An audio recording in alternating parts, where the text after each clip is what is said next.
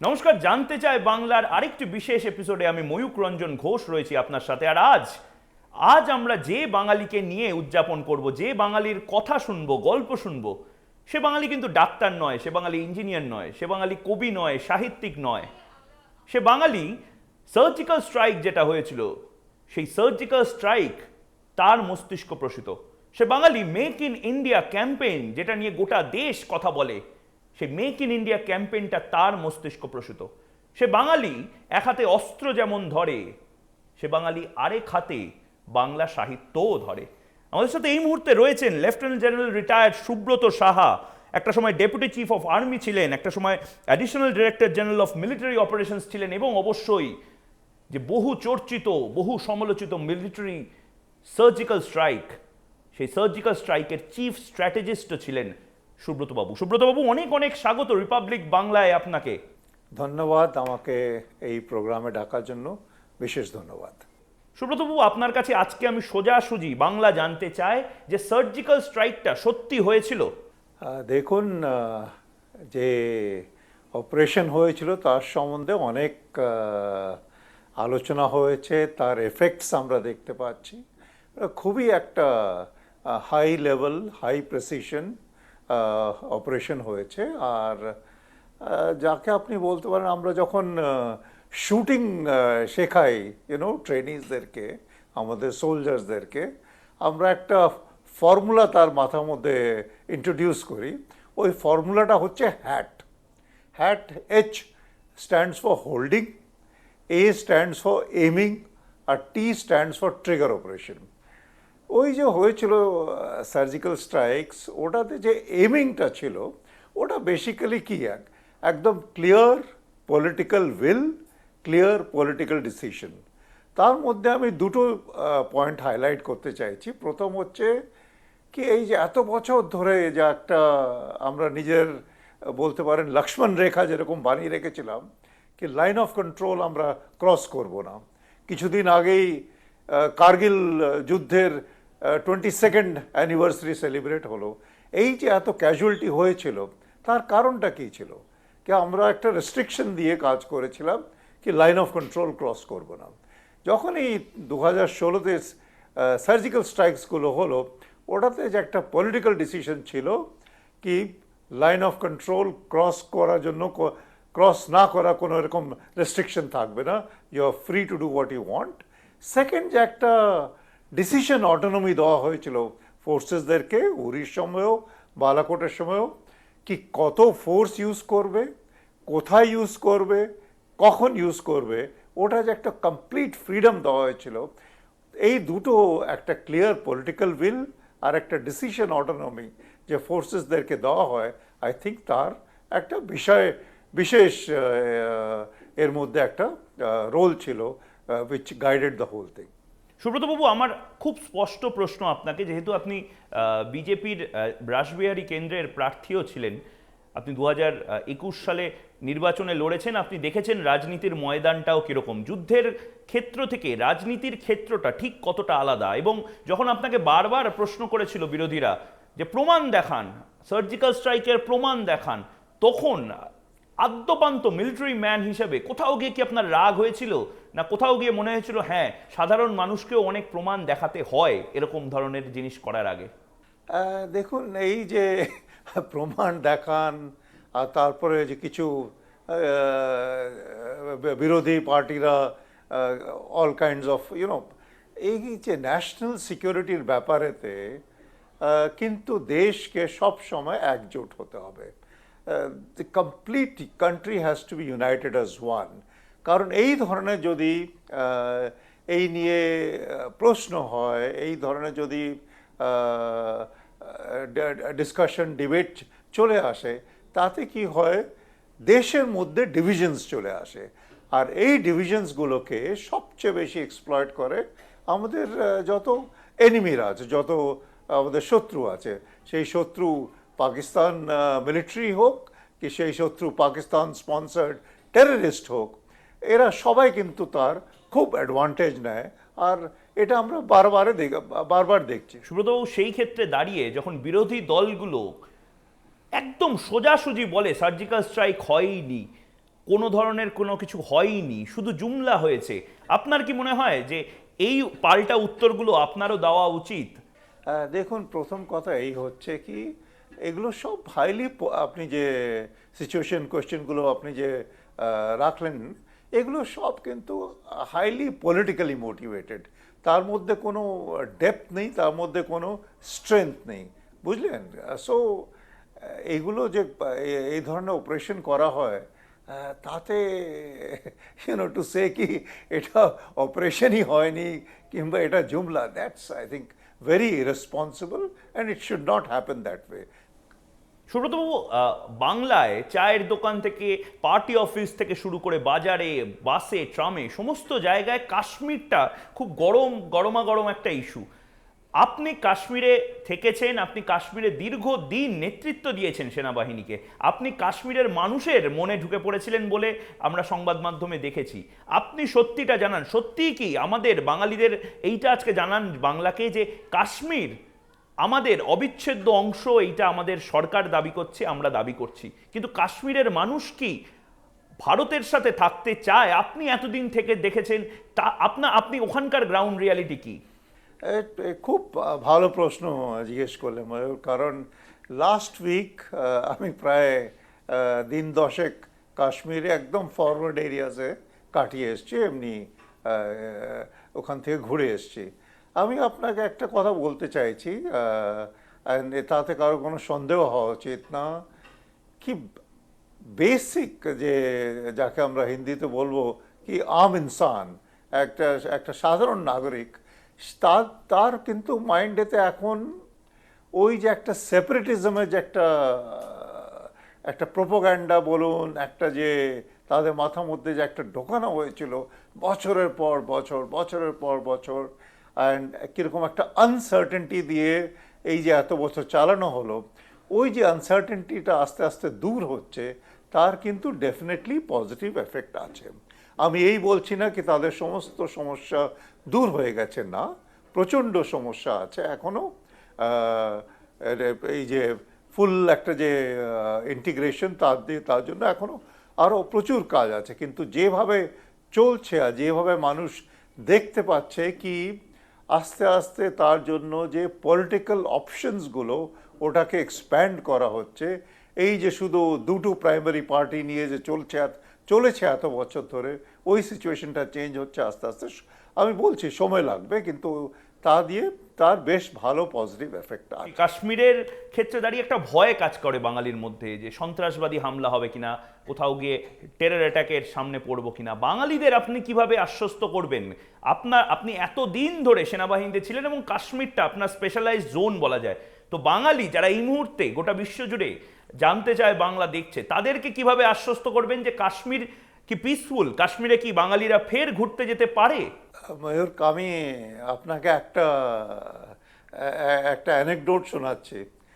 2014 কাশ্মীরেতে core commander ছিলাম তখন, হয়তো আপনাদের মনে থাকবে, একটা ভীষণ যে একটা বন্যা এসছিল, দ্যাট ফ্লাডস অফ 2014, সেপ্টেম্বর 2014। যখন ওই সিচুয়েশনটা একটু মাত্র স্টেবিলাইজ হলো সেপ্টেম্বর মাসে, পরে অক্টোবর মাসে গিয়ে, আই মাস্ট ইনফর্ম ইউ যে প্রথম যে ট্যুরিস্টের দল এসছিল ওটা কিন্তু কলকাতার থেকে এসছিল। So I must flag that. আর যখন ওই দলটা এসছিল তাদের সঙ্গে আমরা সাক্ষাৎ করলাম, I must tell you they were quite confident কি ওই যে একটা পোস্ট ফ্লাড, আর ওই সময় টেররিজমের অবস্থা কিন্তু আজকের থেকে অনেক খারাপ ছিল, আন্ডার দোজ সার্কামস্টান্সেস ওটা কিন্তু বেশ ভালো সিচুয়েশন ছিল। আরেকটা কথা আমি আপনাকে বলতে চাইছি, আমি বললাম একটু আগেই কি লাস্ট 2 উইকস আমি কাশ্মীর থেকে ঘুরে এসেছি। আই ক্যান টেল ইউ, এই যে ফ্লাইট আমার যেটাতে আমি গেলাম, that flight was mostly filled with all newly ওয়েড people. So আমার মনে হয় পশ্চিমবঙ্গই হোক কিংবা অন্য রাজ্যেই হোক, লোকেরা বেশ ভালোভাবে যাচ্ছে ট্যুরিজম। ইনফ্যাক্ট এখন পলিটিক্যাল সিচুয়েশন কিংবা টেররিস্ট সিচুয়েশন থেকে যে একটু কম আছে, that is obviously because of Covid situation. Otherwise এমনিতে to a large extent I think that fear is gone. আর যদি কোভিড সিচুয়েশনটা ভগবানের আশীর্বাদে ঠিক থাকে, আমার তো মনে হয় 2021-তে পুজোর সময় লোকেরা নিশ্চয়ই কাশ্মীর প্ল্যান করতে পারে। There is no cause for concern. আর কাশ্মীরে যখন যাবেন, আমার সাজেশন হচ্ছে কি, শুধু শ্রীনগর, গুলমার্গ, পেহেলগাম না করে একটু স্প্রেড করে অন্য যে এরিয়াসগুলো আছে ওখানেও ঘুরে ঘুরে দেখুন। There are lot of very very less visited, কম যেখানে লোকেরা যায়, ওই সমস্ত জায়গাতে অনেক প্রিস্টিন, খুবই দারুণ সুন্দর একটা এনভায়রনমেন্ট আছে। তাহলে এই ঝামেলাটা কারা পাকাচ্ছে? এই 70 বছর ধরে কাশ্মীর কাশ্মীর কাশ্মীর, বুরহান ওয়ানি, আমরা দেখছি পেলেট গান, আমরা দেখছি একের পর এক মানুষ মরছে, লড়াই হচ্ছে, ঝামেলাটা তাহলে কোথায়? আপনি যে ছবিটা আমার সামনে দিলেন সেটা হাউস বোটের ছবি, আপনি আমাকে বললেন অত্যন্ত সুন্দর উপত্যকার ছবি, কিন্তু সেই উপত্যকায় রক্তটা কারা ঝরাচ্ছে তাহলে? দেখুন, ফার্স্ট অ্যান্ড ফরমোস্ট এই সব যে হচ্ছে তার পেছনে অবভিয়াসলি ইট ইজ পাকিস্তান। আর পাকিস্তানের মধ্যে স্পেসিফিক্যালি পাকিস্তান আইএসআই, তাদের জন্য, পাকিস্তান আর্মির জন্য, পাকিস্তান আইএসআইয়ের জন্য, যদি কাশ্মীর ইস্যু যদি কাশ্মীর ইস্যুটাকে এরা এইভাবে বয়লিং করে না রাখে, তাদের রিজন ফর এক্সিস্টেন্সটা কী হবে বলুন? এই যে সেপারেটিস্ট লিডার্সদের সমস্ত ফান্ডিং হচ্ছিল পাকিস্তান থেকে কিংবা অন্য এরকম এনিমিক্যাল শত্রু সাইড থেকে, ওগুলোকে আস্তে আস্তে যখন চেক করা হলো, তার এগেনস্টে অ্যাকশন নেওয়া হলো, অটোমেটিক্যালি ওই ফান্ড ফ্লোটাও কম হলো। আর তার এফেক্ট আমরা দেখতে পাচ্ছি এখন। আপনি যে কোনো প্যারামিটার দিয়ে বলতে পারেন, ভায়োলেন্স প্যারামিটার বলুন, কিংবা টেররিস্ট অ্যাকশনস বলুন, কিংবা স্টোন পেল্টিং বলুন, এখন সব কিছু কিন্তু they are much much lower. In fact almost প্রায় শেষই হয়ে এসছে এই ফিগার্সগুলোকে যদি আমরা। মানে আপনি বলছেন বিরোধীদের গাত্রদাহ হওয়ার কারণ আছে, পাথর ছোড়া বন্ধ হয়ে গেছে। এক্স্যাক্টলি। দেখুন, পাথর ছোড়াটার যে ব্যাপারটা ছিল, ইট ওয়াজ কমপ্লিটলি স্পন্সার্ড। এই যে ছেলেগুলো যারা পাথর ছুটতো, তাদেরকে যদি সেপারেটলি ডেকে জিজ্ঞেস করো, ও বলবে আমাকে 1 ঘন্টা পাথর ছোড়ার জন্য 200 টাকা, 250 টাকা, 300 টাকা করে দেওয়া হচ্ছে। সুব্রতবাবু, বাংলার প্রসঙ্গে আসি। বিজেপি এবং বিজেপির একাধিক নেতা বারবার বলেছে যে বাংলা নাকি গ্রেটার বাংলাদেশ হওয়ার দিকে এগোচ্ছে, এবং তা নিয়ে যথেষ্ট লেফট লিবারেল যে শ্রেণী আছে তারা বারবার হেসেছে এবং তারা বারবার কার্যত উড়িয়ে দিয়েছে, নস্যাৎ করে দিয়েছে এই ধারণাটা। আপনার কি মনে হয় বাংলা গ্রেটার বাংলাদেশের দিকে এগোচ্ছে? এই ধরনের একটা স্টেটমেন্ট উইদাউট প্রপার অ্যানালিসিস কারোরই করা উচিত। বিকজ ইস্যুটা হচ্ছে কি, কিভাবে যে একটা রি-ইঞ্জিনিয়ারিং করা হচ্ছে পুরো যে পলিটিক্যাল সেট আপটাকে, that is what we have to be worried about. Second, আমাদেরকে হাইলি কনসার্ন থাকতে হবে কি কিভাবে যে পশ্চিমবঙ্গর ইউথ বলুন, পশ্চিমবঙ্গর যার কাছে একটু সামর্থ্য আছে, কেন যে তারা রাজ্যটাকে ছেড়ে চলে যাচ্ছে। We have to be deeply concerned about that. কারণ যেই মাত্র রাজ্য ছেড়ে যাচ্ছে, একটা যে ভ্যাকিউম হচ্ছে, ওই ভ্যাকিউমের কারণে, আর ওই ভ্যাকিউমটাকে পলিটিক্যালি ম্যানিপুলেট করা হচ্ছে এই সমস্ত পার্টিজদের নিজেদের ভেস্টেড ইন্টারেস্টে।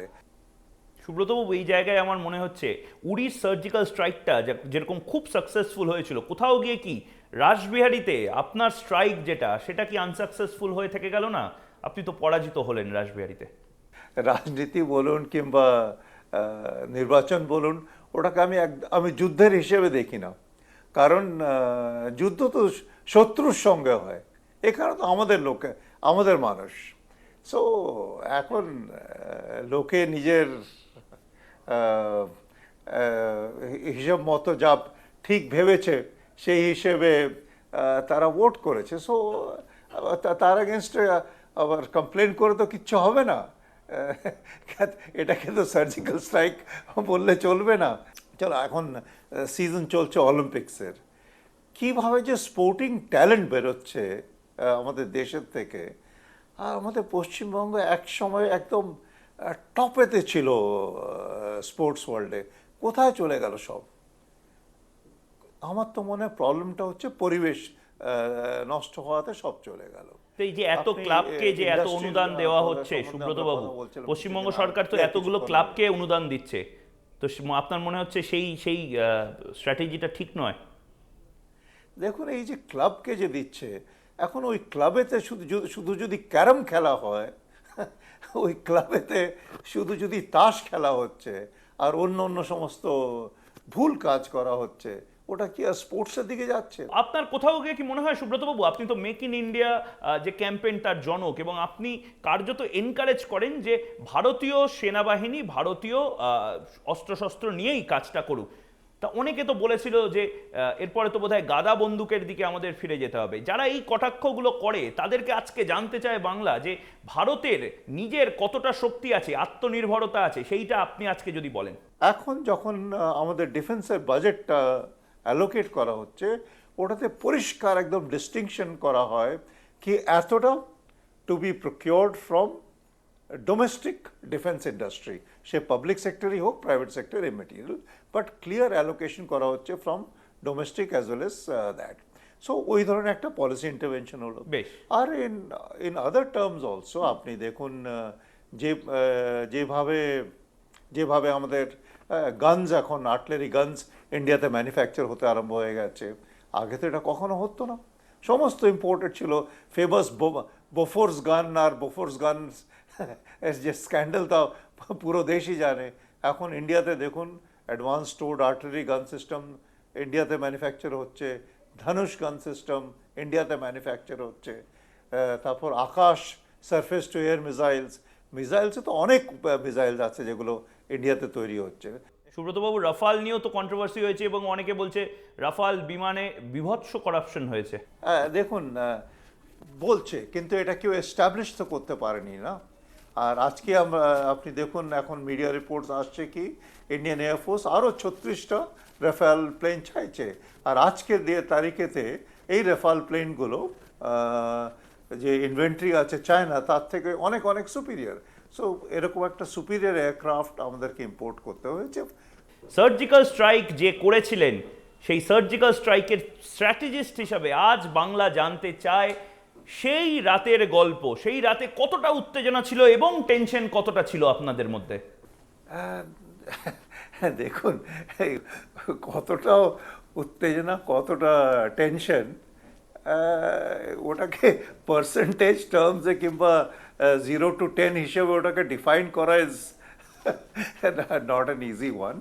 বাট এতটা বলতে পারবো, যখন প্ল্যানিং প্রসেসটা সেট আপ হলো এখান থেকে দিল্লির থেকে প্লাস গ্রাউন্ডেতে, ওই সময়তে একটা জিনিস তো ছিল কি, টেনশনও ছিল তাতে কোনো সন্দেহ নেই, অ্যাংজাইটিও ছিল তাতে কোনো সন্দেহ নেই, কিন্তু অ্যাট দ্য সেম টাইম একটা ভালো কনফিডেন্সও ছিল। সুব্রতবাবু, এই যে আপনাদের বলিদান বা ফোর্সেসের বলিদান নিয়ে যখন কেউ রাজনীতি করে, রাজনীতিবিদরা যখন রাজনীতি করে, আপনি তো থরো প্রফেশনাল, কোথাও গিয়ে কি খারাপ লাগে, কোথাও গিয়ে কি মনে হয় যে সেনা নিয়ে কোনো রাজনীতি করাটা ঠিক নয়? শুধু সেনাই না, ন্যাশনাল সিকিউরিটি, ন্যাশনাল সিকিউরিটিতে সেনাও আছে, ডিপ্লোমেসিও আছে, ইনফরমেশন আছে, আর এই ধরনের ইন্টারনাল এক্সটার্নাল থ্রেটসকে নিয়ে আন্ডার নো সার্কামস্টান্সেস সেটাকে নিয়ে পলিটিসাইজেশন হওয়া উচিত। এটাতে পলিটিসাইজেশন করতে গেলেই দেশের একটা লস হবে, and it is not in the interest of the nation. আপনি দেখুন 71-এ দেখুন, ফর এক্সাম্পল 1971-এ আমরা যখন ছোট ছিলাম, আমাদের চোখের সামনে this is the 50th year of liberation of Bangladesh, ওই যে 13 দিনের মধ্যে কীরকম একটা ক্লাসিক্যাল ম্যানিউভার করলো, 5 দিক দিয়ে, আর্মি গ্রাউন্ডেতে, air force from the air, navy from the sea, সমস্ত দিক দিয়ে ইন্ডিয়ান আর্ম ফোর্সেস প্লাস মুক্তি বাহিনী মিলে ঠিক 13 দিনের মধ্যে 93,000 plus prisoner of war Pakistan থেকে নিয়ে বাংলাদেশ যে লিবারেট হলো, এই যে একটা কম্বাইন্ড, সেটা কি করে হয়েছিল? সমস্ত এলিমেন্টস অফ দ্য নেশন, শুধু না মাত্র সেনা, বাট সমস্ত পলিটিক্যাল পার্টিস বলুন, সমস্ত the whole nation was one, India was one. সুব্রতবাবু, র্যাডিক্যালাইজেশন নিয়ে বাংলায় যে এত র্যাডিক্যালাইজেশন হচ্ছে কম বয়সী ছেলেমেয়েদের মধ্যে, আমরা তানিয়া পারভিনকে দেখেছি এবং এছাড়াও আরও একাধিক ছেলেমেয়েকে দেখছি জেলায় জেলায়, এই র্যাডিক্যালাইজেশন নিয়ে আপনি কি বলবেন? এবং আপনি যেহেতু কাশ্মীরে একাধিক সময় চেয়েছিলেন, আপনি ডি র্যাডিক্যালাইজেশন করেছেন, এই ক্ষেত্রে দাঁড়িয়ে, বাংলার ক্ষেত্রে দাঁড়িয়ে আপনি কি বলবেন? দেখুন, এই যে র্যাডিক্যালাইজেশন হচ্ছে, যার দুটো তিনটে আপনি ইনস্টেন্স বার করলেন, plus there is a lot which is happening মানে সাবসারফেস, এটা কিন্তু খুবই disturbing. It should be a cause of concern. কারণ কাশ্মীরের প্রসঙ্গে আপনি বললেন, প্লাস আমাদের দেশে অন্য অন্য কিছু রাজ্য আছে যেখানে র্যাডিক্যালাইজেশনের এফেক্টস আমরা দেখছি। আর ঠিক আমাদের ওয়েস্টার্ন সাইডে আপনি দেখুন পাকিস্তানের কি অবস্থা। পাকিস্তানের যেই জঘন্য অবস্থাতে পৌঁছাচ্ছে, ওটা তো এই র্যাডিক্যালাইজেশনের জন্যই, আর কিসের জন্য হচ্ছে? এই যে যারা প্রিচ করছে, যা এই এই এই ধরনের র্যাডিক্যাল থট, তাদের ওপরে তাদেরকে একদম স্ট্রিক্টলি আন্ডার অবজারভেশন রাখা, তাদের এগেনস্টে অ্যাপ্রোপ্রিয়েট ঠিক সময় মতো অ্যাকশন নেওয়া ইজ ভেরি ভেরি ইম্পর্ট্যান্ট।